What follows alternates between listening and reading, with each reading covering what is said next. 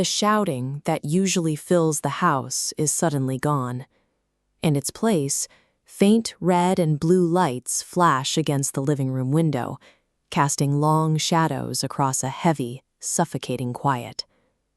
When an environment changes this abruptly, with no warning and no explanation, a child's internal compass shatters. The world is no longer predictable. In this context, silence is terrifying. The brain knows a threat exists, but because it can't hear or see it, it has to actively scan every corner of the room, waiting for the drop. Biology takes over immediately.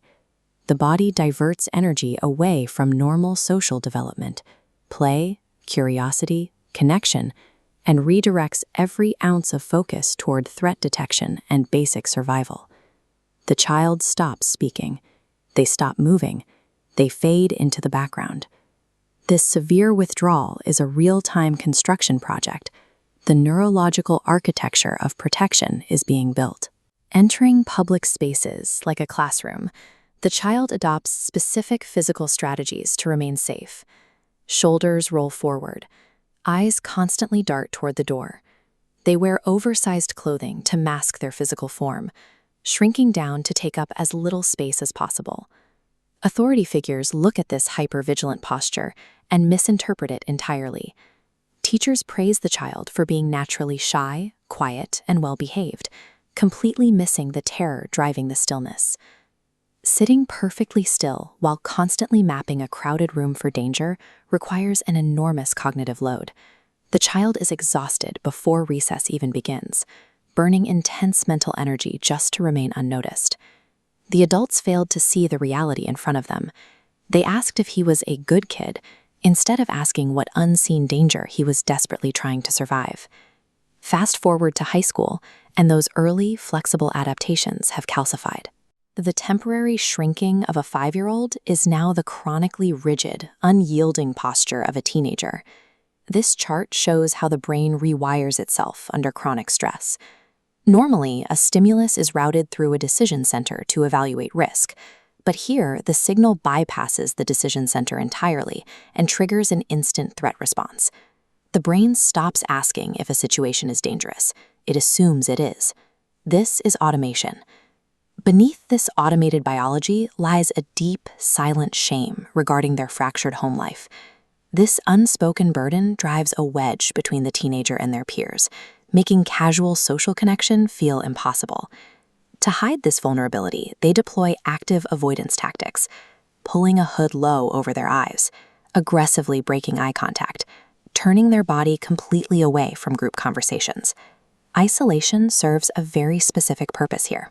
It is a deliberately engineered fortress designed to eliminate the possibility of any further unpredictable loss. A crowded hallway, a slight, accidental bump on the shoulder. Instantly, the teenager pivots and shoves back with a grounded, defensive scowl. There is no malice in this action, and it has nothing to do with teenage rebellion. It is strictly an automated nervous system firing a counterattack milliseconds before conscious thought can intervene. The invisible shield constructed in kindergarten has evolved into a weaponized wall. It successfully keeps the unpredictable world at bay, but it locks the teenager inside. Adulthood arrives, bringing a physically safe, calm domestic environment. The bills are paid and the doors are locked. Yet sitting on the couch, the adult's internal muscles remain tightly coiled. This friction gives rise to abandonment sensitivity. It is a manifestation of early trauma, where the brain interprets tiny, everyday relationship shifts as a signal of imminent, catastrophic loss. The triggers are entirely mundane. A partner makes a gentle suggestion about doing the dishes differently. A dinner plan changes at the last minute. A slight drop in vocal tone. The lockdown is immediate. The jaw clenches tight. Movements become rigid and precise. The emotional drawbridge pulls up, creating an instant wall of withdrawal. The tragedy plays out in the misinterpretation. The partner watches this automated self-defense mechanism fire and sees only coldness, anger, or an unreasonable need for control. The adult sacrifices genuine connection for perceived safety. trapped inside a body that stubbornly refuses to forget the chaotic environment it was originally trained to survive in. The circuit breaks here.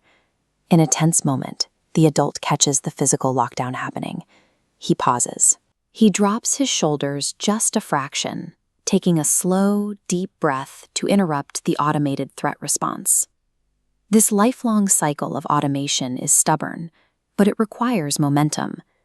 Conscious awareness, deliberately stopping to recognize that the room is actually secure, forces the brain to evaluate the present moment instead of reacting to the past. Through secure attachment and consistent patient connection, the nervous system begins to relearn its baseline. It gathers daily proof that not every unexpected shift is a life-threatening event. We must shift how we look at people. When we stop judging the difficult outward actions, we can start questioning the painful hidden experiences that originally forged them. Behavior is a continuously evolving form of communication. When we seek to understand the armor, rather than condemn it, we finally meet the person underneath.